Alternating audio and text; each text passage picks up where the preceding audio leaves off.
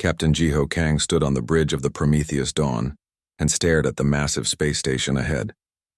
It was bigger than anything humanity had ever built. The station looked like a silver flower with 1,000 petals, each one the size of a city. Ships of every shape and color moved around it like bees around a hive. "We're really here," said Ambassador Una Park. She stood beside him, wearing her best formal suit. Her hand shook slightly, though she tried to hide it. "First contact with alien civilization. This is history." Jiho nodded but said nothing. He had been a military officer for 20 years and he knew how to read situations. Something about this felt wrong. The aliens had been polite in their messages, but there was a coldness to their words, like someone talking to a child. The communications officer looked up from her station. "Sir, they're giving us docking permission. Bay 47, lower ring." "Lower ring," muttered Lieutenant Narisong from the tactical station. "Not exactly rolling out the red carpet." "Beggars can't be choosers," Jiho said quietly. "Take us in." The Prometheus Dawn moved slowly toward the station. As they got closer, Jiho could see other ships more clearly. Some were organic, like living creatures. Others were geometric shapes that hurt to look at. One ship appeared to be made entirely of light. Humanity's pride and joy, their first faster-than-light ship, suddenly looked like a toy. Inside the docking bay, they were met by a delegation of aliens. Jiho tried not to stare, but it was impossible not to.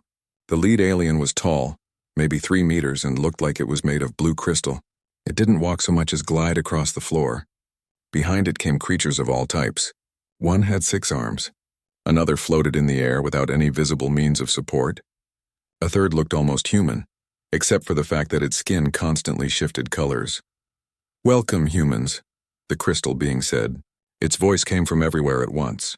"I am Delegate Vreth of the Galactic Concordat. We have been expecting you." Ambassador Una stepped forward and bowed. "Thank you for receiving us. We come in peace, hoping to join the galactic community." Vreth made a sound that might have been laughter. "Of course you do. All young species say such things. Come. The evaluation awaits." They were led through corridors that seemed to go on forever. Dr. Taeyang Kim walked beside Jiho, his eyes wide as he tried to take in everything. Taeyang was their xenobiologist, brought along to study alien life. Now he looked like a child in a candy store. "Did you see that one?" Taeyang whispered. "I think it was breathing methane. And that floating species, I don't think it has any bones at all." "Focus," Jiho warned him. "We need to be careful here." The evaluation took 3 days. Humanity was tested on everything: military strength, technology level, cultural development, biology, psychology. The aliens asked thousands of questions and ran countless scans. Una answered everything honestly, believing that truth would serve them best. On the 4th day, they were brought before the Concordat Council. It was held in a massive chamber, where delegates from 47 species sat in a circle. Humanity's delegation stood in the center, feeling very small. A being that looked like a tree made of metal spoke first. "The evaluation is complete. We have determined humanity's classification." Una stepped forward. "We hope to be welcomed as equals in the galactic community." The chamber filled with sounds. Jiho realized after a moment that the aliens were laughing. The metal tree being continued speaking. "Humanity is classified as Category 4, negligible threat. Your species ranks 43rd in military capacity out of 47 member species. Your technology level is primitive. You have no natural advantages. You are short-lived, physically weak, and possess no notable abilities. You are, in summary, innocuous." The word hit like a punch. Innocuous, harmless, meaningless. Una's voice shook. "We may not be the strongest, but we have much to offer. Our art, our science, our culture will be noted in the archives," Vreth interrupted. "Humanity is hereby granted protected juvenile species status. You will be allowed to maintain your home system. Expansion beyond Sol requires Concordat approval. Trade will be limited to approved partners. These terms are not negotiable." "That's not fair," said Admiral Hana Choi. She had been silent until now, but anger colored her voice. "You're locking us in our own system like prisoners." "We are protecting you," Vreth said. "The galaxy is dangerous for weak species. This is for your own good." That night there was a reception. It was meant to welcome humanity, but it felt more like a zoo exhibition. Aliens came to look at the humans, to ask simple questions in slow voices, to pat them on the head like pets. Yuna tried to network, to make connections, to find allies. She was speaking with a group of smaller species when a Vrax delegate approached. The Vrax were the crystalline giants who seemed to run much of the Concordat. This one was even bigger than Vreth, maybe 4 meters tall. It was talking to another large alien and didn't seem to notice Yuna at all. It stepped backward, and its massive foot came down on Yuna's shoulder. She fell to the floor with a cry of pain. The Vrax kept talking, not even aware of what it had done. Taeyang rushed over and helped Yuna up. Her shoulder was bruised but not broken. He turned to the Vrax delegate. "Excuse me, you just stepped on our ambassador." The Vrax looked down as if noticing them for the first time. "Did I? My apologies. You are quite small." It turned back to its conversation without another word. Taeyang's face went red with anger, but Yuna grabbed his arm. "Let it go," she whispered. "We can't make enemies here." Later, back on the Prometheus Dawn, the delegation gathered in the conference room. Yuna sat with an ice pack on her shoulder. Jiho stood at the window looking out at the stars. "So that's it," said Nari. "We're nothing. We don't matter." "We matter," Yuna said firmly. "We just have to prove it to them." Admiral Hana shook her head. "You can't prove anything to people who've already decided you're worthless. I've seen this before. This is about power. They have it, we don't." Jiho turned from the window. His face was calm, but his eyes were cold. "Did you see how they looked at us? Not with hate. With contempt, like we're insects." "Maybe we should just go home," Taeyang suggested. "Build up our strength. Come back in a few generations when we're more advanced." "They won't let us," Hana said. "Those restrictions on expansion? On technology trade? They're making sure we stay weak. They want us to stay in our box." Yuna stood up, wincing from her injured shoulder. "Then we'll work within the system. We'll follow their rules. We'll show them that humanity deserves respect." Jiho looked at her for a long moment. "And if that doesn't work?" "It has to work," Yuna said. "What else can we do?" No one had an answer for that. Not yet. The Prometheus Dawn left the station the next day. As they traveled back toward Earth, Jiho sat in his quarters and wrote a report. He detailed everything he had seen. The casual cruelty, the contempt, the way the strong treated the weak as if they didn't matter. At the end of his report, he added a personal note. It was flagged for the eyes of Earth's military command only. "The Concordat sees us as harmless. They believe we are too weak to be a threat. I recommend we let them continue believing this. A mistake like that could be useful someday." He sent the report and sat back in his chair. Outside his window, the stars shone cold and distant. Somewhere out there was Earth, home, a world full of people who were about to learn that they lived in a galaxy where kindness was weakness and strength was the only language that mattered. Jiho hoped they would never need the knowledge he was bringing back. But deep in his soldier's heart, he knew better. He had seen how this story ended. He had read Earth's history books. He knew what happened to the weak when the strong decided they were in the way. He just hoped humanity would be ready when that day came. 5 years had passed since first contact, and Earth had learned to live with disappointment. Captain Suman Lee guided her patrol ship, the Incheon, through the asteroid field near Titan Station. The mining colony was one of humanity's largest operations outside Earth, home to 3,000 people. Miners, families, children. They extracted rare metals that Earth needed desperately. "Everything looks quiet," said her co-pilot. "Maybe we can actually have a boring patrol for once." Suman didn't answer. She had learned not to hope for boring. In 5 years, humanity had discovered that the galaxy was not a friendly place. The Concordat's laws protected the strong and forgot about the weak. Human ships were harassed. Human traders were cheated. Human colonies were raided by pirates who somehow never got caught. The communications panel lit up. Suman reached for it, expecting a routine check-in from Titan Station. Instead, she heard screaming. "Mayday! Mayday, we are under attack. Multiple hostile ships. They're firing on the residential sectors. We need the transmission cut off. Full speed to Titan Station," Suman shouted. "Send distress signals to Earth and the nearest Concordat patrol." The Incheon was fast for a human ship, but it still took 20 minutes to reach Titan Station. 20 minutes that felt like hours. When they arrived, Suman's heart sank. The station was in pieces. Sections that had held schools and homes were now floating debris. Bodies drifted in the vacuum. She could see the raiders jumping away into faster-than-light travel, their hulls painted with Kreloth symbols. Scan for survivors, Suman said quietly. They spent 6 hours searching. They found 12 people alive, pulled from emergency shelters. 12 out of 3,000. The rest were gone. Men, women, children, all dead. Among the debris, they found evidence. Weapon signatures, ship parts. Everything pointed to the Kreloth, a species known for raiding. But more than that, Suman's sensors picked up traces of Vrax technology. The Kreloth didn't have ships this advanced. Someone had supplied them. Back on Earth, Ambassador Una Park stood before the Concordat Council once again. She held data chips in her shaking hands. Evidence. Proof. The Vrax had armed the Kreloth. The Vrax had given them the location of Titan Station. The Vrax had essentially ordered the massacre. 3,000 people are dead, Una said.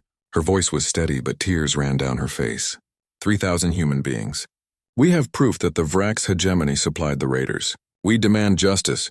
Vreth, the Vrax delegate, barely looked at her. These are serious accusations. Do you have any idea what you're saying? I have evidence, Una said. She held up the data chips. Weapons analysis, communications intercepts, financial records. It's all here. The metal tree being who chaired the council took the data and reviewed it. After a long moment, it spoke. The evidence is inconclusive. The Kreloth are known to scavenge technology. This proves nothing. Inconclusive? Una's voice rose. 3,000 people are dead. Tragic, Vreth said without any emotion at all. But juvenile species often misunderstand galactic affairs. The Kreloth are pirates. They attack everyone. This is not the fault of the Vrax hegemony. You're lying, Una said. You're protecting them because they're strong and we're weak. The council chamber went silent. Speaking to a delegate like that was a serious offense. Vreth stood to its full height, towering over Una. Ambassador Park, you are clearly emotional. The Concordat understands that young species feel things intensely. We will send a strongly worded message to the Kreloth. That will have to be enough. It's not enough, Una said. It's not even close to enough. Then you are welcome to leave the Concordat, Vreth said coldly. But I think you will find the galaxy much more dangerous without our protection. Una left the council chamber knowing she had failed. The Concordat would do nothing. Justice would not come. 3,000 people had died for nothing. On Earth, riots broke out. People demanded action. They wanted their government to leave the Concordat to fight back, to do something other than bow and scrape to aliens who saw them as insects. Admiral Hana Choi watched the riots on the news and made a decision. She contacted Director Wu Jin Han, head of a division so secret that most of Earth's government didn't know it existed. The Black Archive. They met in a bunker deep underground. Wu Jin was a thin man with tired eyes, but those eyes were sharp and calculating. You want to go forward with Prometheus Unbound, Wu Jin said. It wasn't a question. 3,000 dead, Wu Jin, and the Concordat doesn't care. They'll never care. We're nothing to them. Wu Jin pulled up holographic displays. We've been researching for 5 years, studying their technology, their biology, their tactics.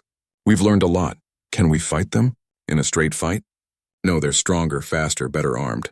But we don't have to fight fair. Wu Jin's smile was cold. Humans have never fought fair. That's how we survived ice ages and supervolcanoes and every predator on Earth. We use tools. We use our brains. We adapt. He showed her the weapons his team had developed. Nanophage devices that could eat through alien ship hulls. Quantum stealth technology that made human ships invisible to their sensors.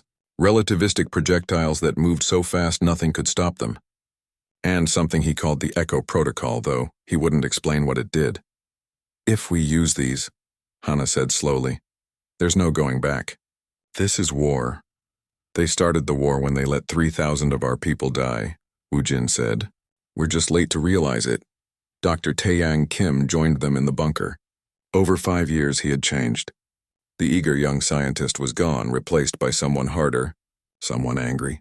He had spent 5 years being dismissed and mocked by alien scientists who saw him as a primitive. He had spent 5 years watching his species be treated like animals. I'm in, Taeyang said. What do you need? Your knowledge of alien biology, Wu Jin said. I need to know their weaknesses. Every species that attacked us, that ignored us, that laughed at us. I need to know how to hurt them. Taeyang nodded. I can do that. Meanwhile, engineer Minji Bei worked in a secret facility on Mars. She was humanity's best weapons designer, and she had been given unlimited resources. Her team had developed things that would have been called impossible 5 years ago, weapons that bent the laws of physics, weapons that the Concordat couldn't defend against because they had never imagined anyone would build such things. "It's ready," Minji told her supervisor. "All of it. The delivery systems, the control networks, the fail-safes. When they give the order, we can deploy within hours." The supervisor looked worried. "Are you sure about this? Once we start, we can't stop."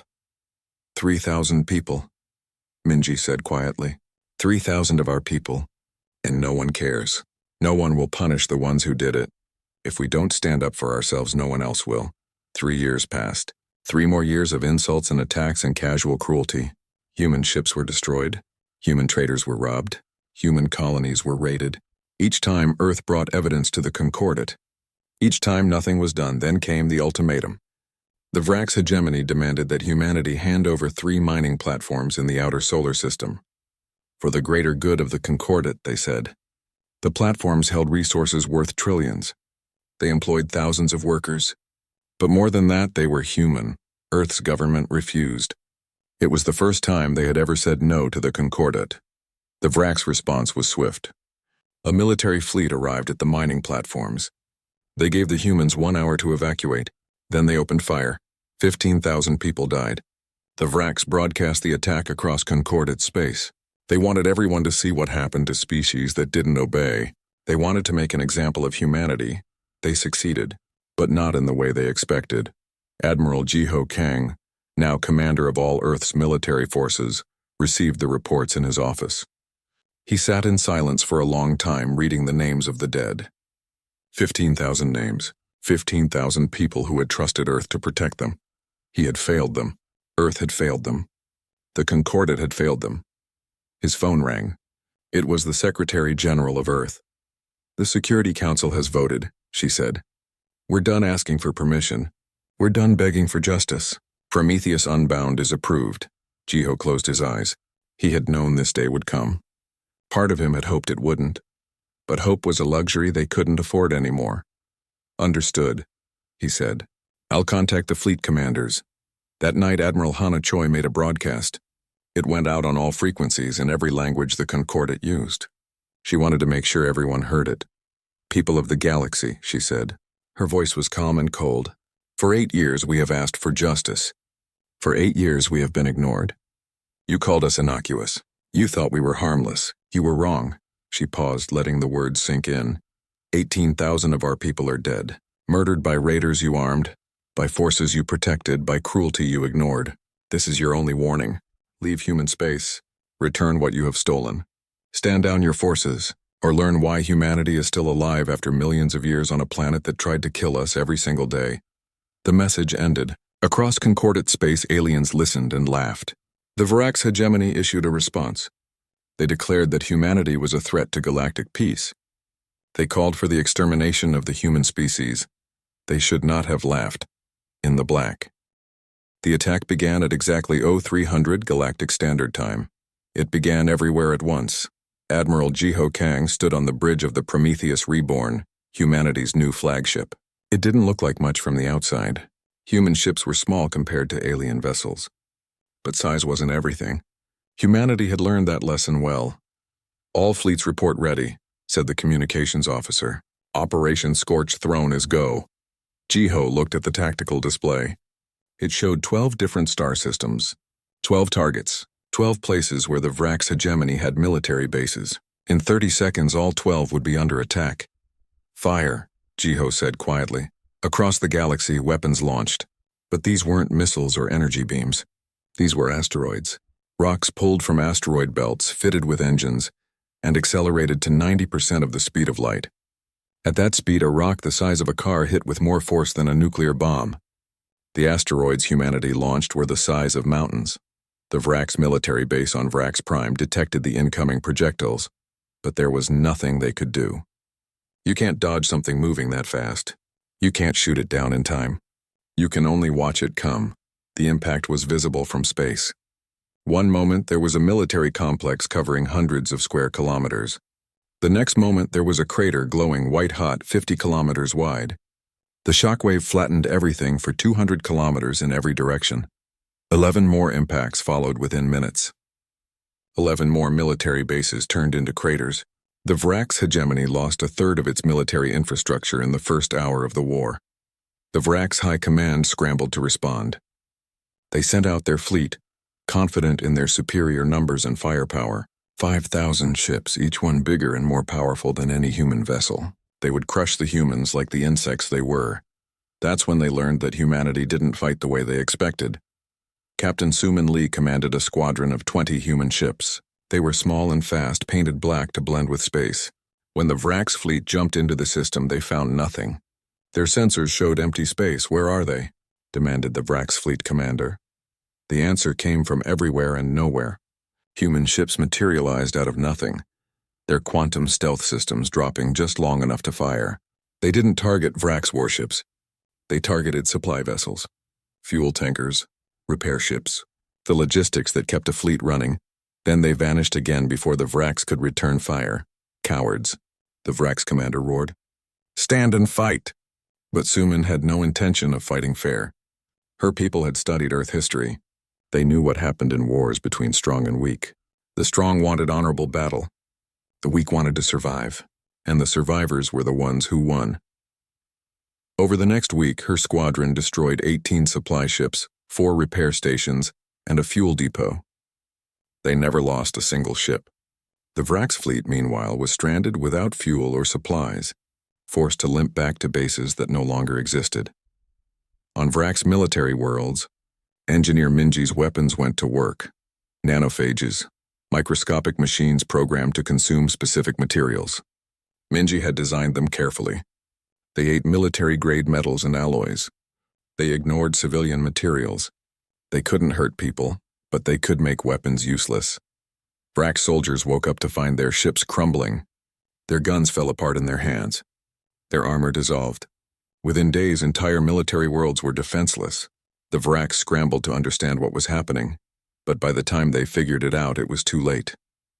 The Kreloth raiders, emboldened by the Vrax declaration of extermination, made their own attack. They sent their largest fleet to Mars, planning to do to humanity's homeworld what they had done to Titan Station. They were met by Admiral Hana Choi and the full defense fleet of Earth. The Kreloth had numbers, 200 ships against 50 human vessels. But the humans had been preparing for this fight for 8 years. Every ship was optimized for combat. Every weapon was designed to kill. Every crew member knew exactly what they were fighting for. The battle lasted 30 minutes. The Kreloth lost every single ship. The humans lost too. Hana's forces showed no mercy and took no prisoners. When it was over, she broadcast a message to the Kreloth homeworld. You came to our home. You threatened our children. Now learn the price. Lieutenant Nari Song led a strike team to a Kreloth breeding world. The Kreloth's advantage was their fast reproduction. They could replace losses quickly, breeding new warriors in months instead of years. It made them dangerous raiders. Dr. Taiyang had studied their biology carefully. He knew how their reproduction worked. He knew their genetics, and he had designed something specifically for them. The Echo Protocol. It was a virus, not one that killed. One that changed. It attacked Kreloth DNA, causing mutations in their reproductive system. The Kreloth could still breed, but their offspring were weak, sick, unable to fight, unable to survive. Within weeks, the Kreloth species faced collapse. Their advantage had become their downfall. Nari felt sick as she deployed the weapon. Is this really what we've become? She asked Taiyang over the encrypted channel. Taiyang's voice was cold. They killed 3,000 people on Titan Station. Children, families. They laughed about it. Yes, Lieutenant. This is what we've become. This is what they made us become. The Concordat Council convened an emergency session. They had ignored humanity for 8 years. Now they couldn't ignore them anymore. The reports coming in were impossible. Humanity was winning. The innocuous species, the weaklings, the juveniles. They were winning. How is this possible? Demanded the Metal Tree delegate. Our intelligence said they had no advanced weapons. No military capability. They lied, Vreth said simply. The Vrax delegate looked shaken. His species had lost millions of soldiers in a single week, or we underestimated them. Either way, we have a problem. The Council authorized a joint military response. 12 species pledged ships. 10,000 vessels would be gathered. the largest fleet in Concordate history. They would go to Sol System and end this threat once and for all. Ambassador Una Park received word of the fleet. She sat in her office on Earth and tried one last time to stop the madness. She broadcast a message to the Concordate Council. This is Ambassador Una Park of Earth. We don't want this war. We never wanted it. All we wanted was justice for our dead, respect for our rights, a fair place in the galaxy. We'll stop right now if you give us those things. Recognize our sovereignty. Pay reparations for those you've killed. Punish those who attacked us. That's all we ask. She waited for a response. It came from Vreth. Humanity is a threat to galactic peace. Your weapons violate Concordate law. Your attacks on member species cannot be tolerated. Surrender immediately or face extermination. These terms are not negotiable. Una closed her eyes. She had tried. She had really tried. But some people only understood one language. Then I guess we're not negotiating, she said quietly, and ended the transmission. The Concordate fleet gathered at the edge of Sol System, 10,000 ships bristling with weapons. They expected to find Earth's defenses scattered. They expected desperation and fear. Instead, they found a single ship waiting for them. The Prometheus Reborn. Admiral Jiho's flagship, one ship? The fleet commander laughed. They mock us with one ship? Jiho's face appeared on their screens. He looked calm, almost peaceful. I am Admiral Jiho Kang of Earth. You came to our home system. You brought an army to threaten our families, our children, our world. Do you know what you've done? We've come to end your threat, the fleet commander said. Surrender now and some of you may be allowed to live. Jiho smiled. It was not a kind smile. You still don't understand. Let me explain something about humans. We're the only species in the galaxy that has a word for genocide. Do you know why? Because we've survived dozens of them. Ice ages, supervolcanoes, plagues, predators, extinction events that wiped out everything else on our planet. We survived them all. And every time we learned, we adapted. We got better at surviving. He leaned forward. You wanted to teach us our place in the galaxy. You wanted to show us that the strong rule and the weak obey. Congratulations, we've learned that lesson. Now let us teach you one of ours. Never corner something that's already survived extinction. Because we remember how to make others extinct too.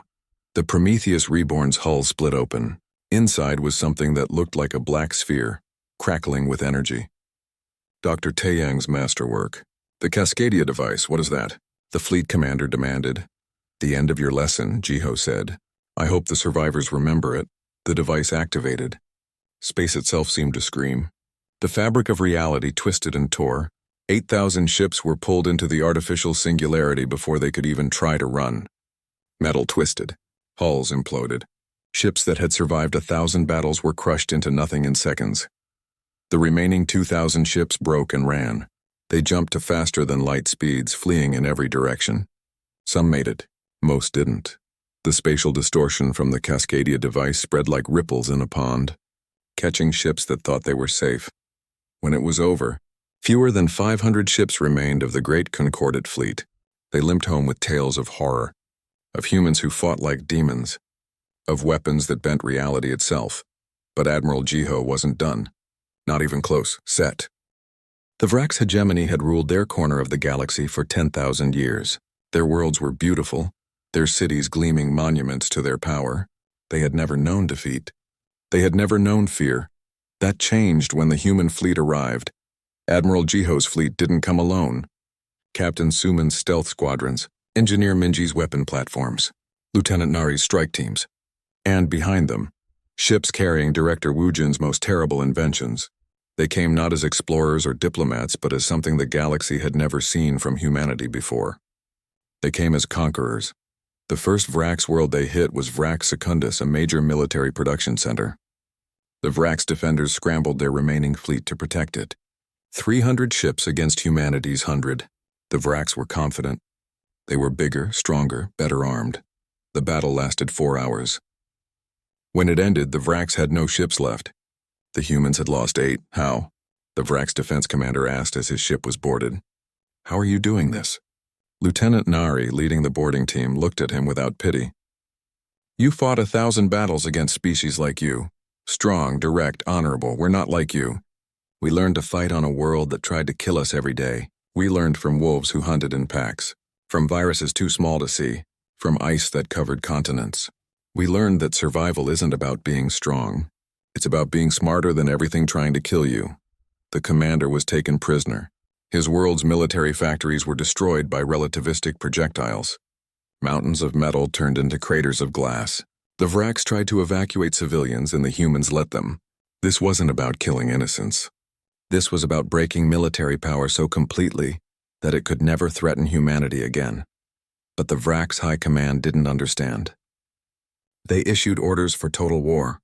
Every Vrak's world was to arm itself. Every citizen was to become a soldier.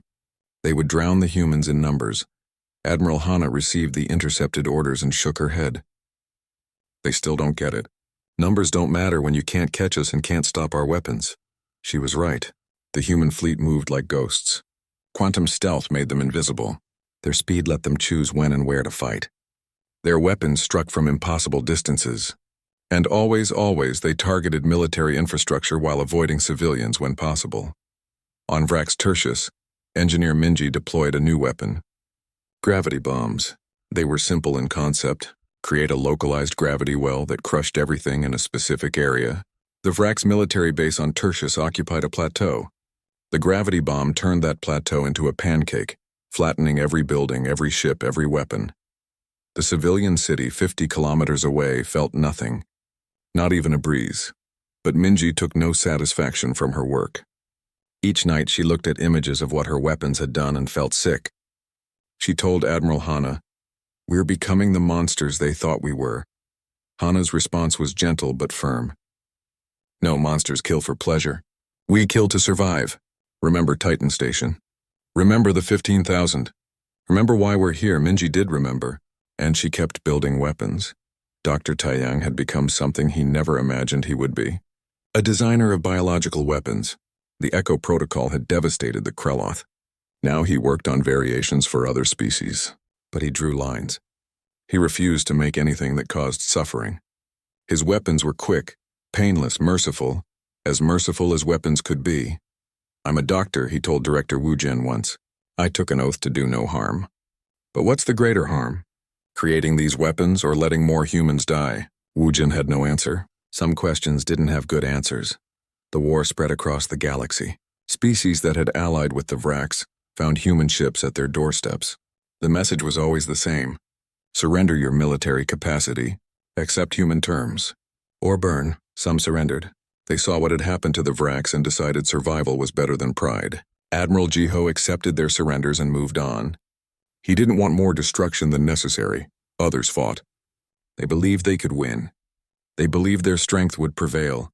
They were wrong. The Mordath were a warrior species, proud and fierce. They had never lost a war. When human ships arrived in their space, they charged forward eagerly. Finally, an enemy that would give them a proper fight. Captain Suman's squadron destroyed their entire fleet without ever being seen. The Mordath searched for an enemy to fight, but the humans attacked from stealth.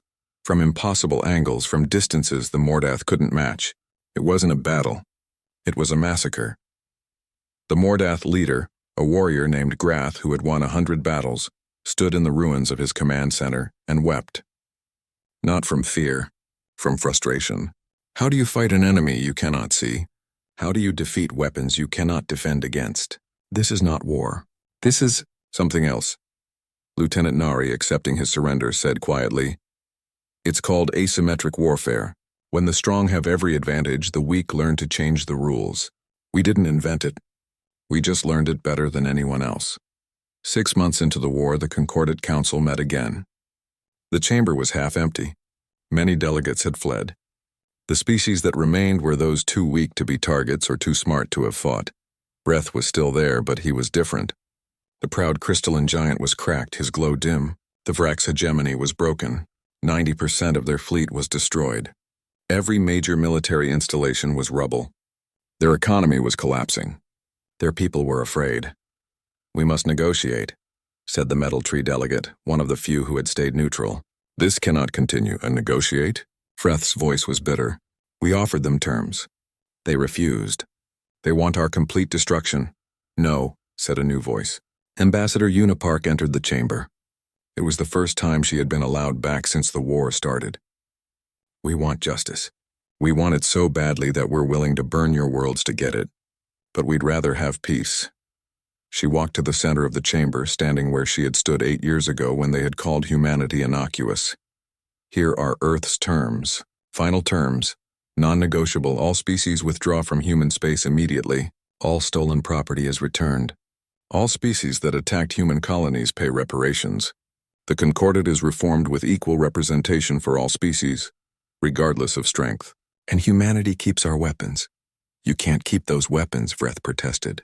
They're too dangerous. Yuna's laugh was harsh. You're right. They are dangerous. That's why we're keeping them. So no one ever makes the mistake of thinking humanity is harmless again. The Metal Tree delegate spoke carefully. And if we agree to these terms, the war ends? Immediately, Yuna said. But if you refuse, Admiral Jiho has orders to continue until every military target in Vrak space is destroyed. And then he moves to the next species that fought us. And the next, until everyone understands. Vreth looked at her with something like hatred. You were the one who begged us for peace. Who believed in cooperation. What happened to that person? Yuna's face was stone. She died on Titan Station with 3,000 other people. While you did nothing. The Concordat Council voted. The choice was simple. Accept humanity's terms or face extinction. Pride or survival. In the end, survival won. The Vrak's High Command received the surrender order and tried to refuse. But Admiral Jiho's fleet was already in orbit over their capital world. The Prometheus Reborn's weapons were armed and pointed down at the government complex. Jiho's message was broadcast across the planet. You have 1 hour to accept Earth's terms. If you refuse, I will demonstrate what happens to those who order attacks on human civilians. I will start with this building. Then the military academy. Then the war memorial where you celebrated your victories over weaker species. I will systematically erase every symbol of your military power until you understand that you have lost. The choice is yours. The Vrak's High Command surrendered with 59 minutes to spare. Earth's government ordered a ceasefire. The shooting stopped. The burning stopped. After 18 months of war, silence fell across the galaxy. Admiral Hana stood on the bridge of her flagship and felt nothing. No joy, no relief, just exhaustion. She had killed millions. She had burned worlds. She had done things she would never forgive herself for. Was it worth it? Her second-in-command asked quietly. Hana thought of Titan Station. Of the 15,000 dead at the mining platforms. Of every human who had died while the Concordat did nothing. Ask me in 50 years, she said. Ask me when we see if this peace lasts. Admiral Jiho returned to Earth a hero and hated it. People cheered for him. They called him the savior of humanity. They wanted parades and medals. He wanted none of it. He had seen the destruction his orders had caused. He had counted the cost. At night, he dreamed of burning worlds. He woke up wondering if there had been another way. If he could have done something different. If all that death had been necessary. He wrote everything down. Every order. Every decision. Every death. He published it all in a book he called The Price of Peace. In it, he tried to answer a simple question. Was it right? His conclusion after thousands of pages was this: I don't know. I did what I thought I had to do to protect my species. History will judge if I was right. But I can tell you this. I hope no one ever has to make these choices again. I hope humanity never. 1 year after the war ended, Ambassador Yuna Park stood in a building that had once been impossible. The Galactic Assembly Hall in Geneva on Earth. Not on some alien world where humans had to beg for scraps. Here, home. Representatives from 47 species filled the chamber. Some were the same delegates who had laughed at humanity 8 years ago. They weren't laughing now. They sat quietly, waiting to hear what the new order would be. Waiting to learn what price they would pay for their mistakes. Yuna looked at them and felt no satisfaction.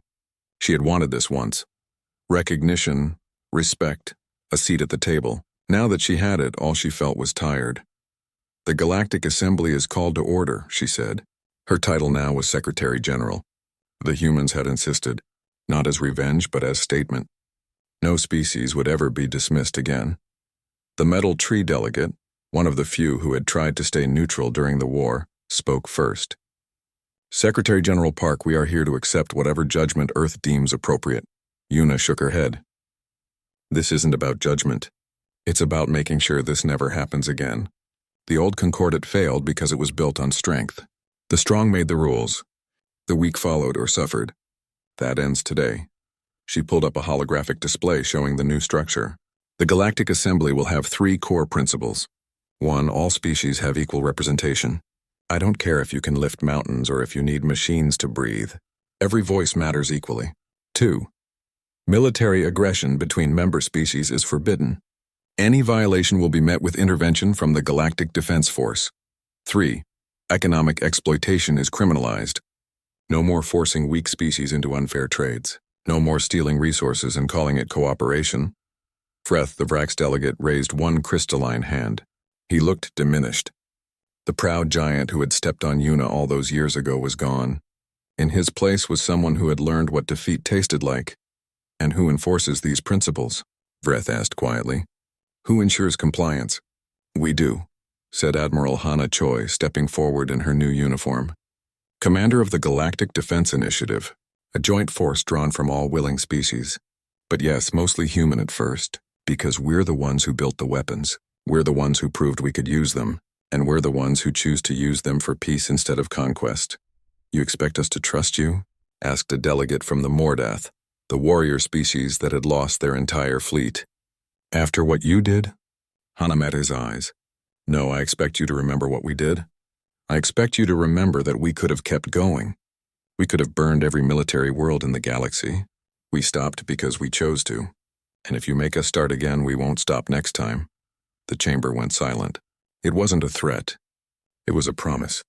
The galaxy had learned that humans kept their promises. Admiral Jiho didn't attend the assembly. He had retired from military service the day the ceasefire was signed. Now he lived in a small house in the mountains, writing his book and trying to make peace with what he had done. Dr. Taeyang visited him sometimes. Taeyang had also left military service.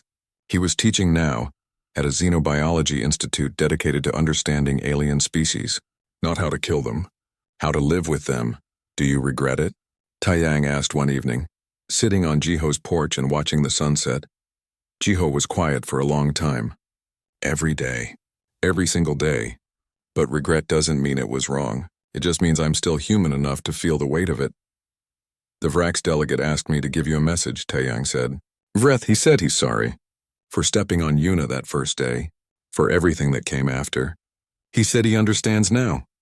Understanding is easy when you've lost, Jiho said. I wonder if he would understand if he'd won. We'll never know, Taeyang replied. But maybe that's better. Maybe the galaxy needed to learn this lesson, even if the cost was terrible. On the Vrax homeworld, reconstruction continued. Human engineers worked alongside Vrax civilians, rebuilding factories and shipyards. But these new facilities were different. They would build civilian ships, not military ones. The Vrax hegemony was finished as a military power. It would take them a century to recover if they ever did. A young Vrax named Keth worked on one of the construction sites. He asked the human engineer supervising them, "Why are you helping us?" "After what we did to your people." The engineer, a woman named Minji, looked at him. She was the same Minji who had designed the weapons that had destroyed so much. Now she designed tools for building instead of destroying. Because someone has to break the cycle, Minji said. Your leaders made the choice to attack us. You didn't. You were just living your life. And if we punish you for their choices, we're no better than they were. So we help. We show you that strength doesn't have to mean cruelty. Maybe your children will remember that. Keth didn't know what to say. He had grown up being taught that the Vrax were superior. That might made right. That the weak existed to serve the strong. Everything he had been taught was a lie. And these humans, these supposedly weak creatures, were teaching him what real strength looked like. The Kreloth species faced a different kind of reconstruction. The Echo Protocol had reduced their population by 90%. Those who remained were sterile or had children who couldn't survive. They were dying out. Lieutenant Nari led the team offering them help. Human geneticists worked to reverse the damage. It would take decades, maybe centuries, but humanity offered them a choice. Accept help and survive. Refuse and fade away.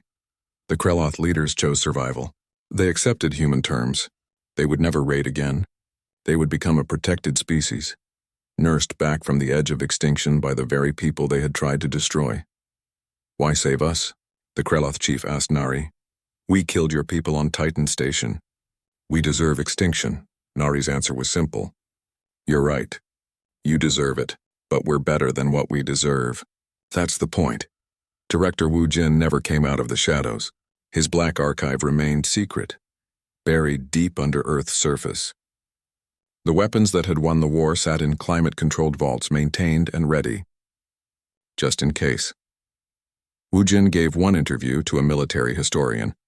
In it, he said only this: I hope my grandchildren never need to use what we built, but if they do, it will be there. Humanity survived millions of years by being prepared. We're not going to forget that lesson now. The interview was classified immediately. The public didn't need to know what weapons still existed. But every government in the galaxy knew, and that knowledge kept the peace. 5 years after the war, the Galactic Assembly held its first free election for Secretary General. Yuna could have won easily. She chose not to run. I'm too connected to the war, she told her staff. The galaxy needs a leader who represents the future, not the past. Someone who can help us move forward. The election was won by a delegate from a small species that had been exploited under the old Concordat. Someone who understood what it meant to be powerless. Someone who would fight to make sure no one felt that way again. Yuna attended the inauguration and felt relief. Her job was done. She had built something better than what came before. Now others could maintain it. Admiral Hana remained as commander of the Galactic Defense Force. She was the one person everyone agreed should keep the job. The strong species respected her because she had beaten them. The weak species trusted her because she protected them. And everyone feared her because they knew what would happen if they forced her to act. She told her officers, Our job is to make sure we never have to fight another war. The best warrior is the one who wins without fighting. Remember that. Every time you think about using force, remember that force should always be the last option. But also remember that when there are no other options left, we know how to use force better than anyone. 10 years after the war, the memorial wall was completed in Geneva. 18,000 names carved in black stone. Every human who had died before humanity finally fought back. Titan Station, the mining platforms, the raids and the attacks and the casual cruelty. Jiho attended the dedication ceremony. He was old now, his hair gray.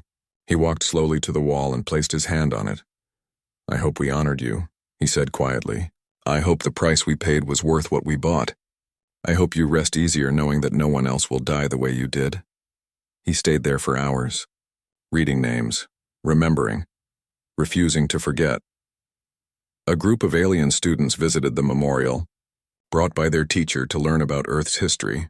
One of them, a young Vrax, asked his teacher, Why do humans remember this? Why not celebrate their victory? The teacher, a human, knelt beside the young alien. Because we don't celebrate war. We remember its cost.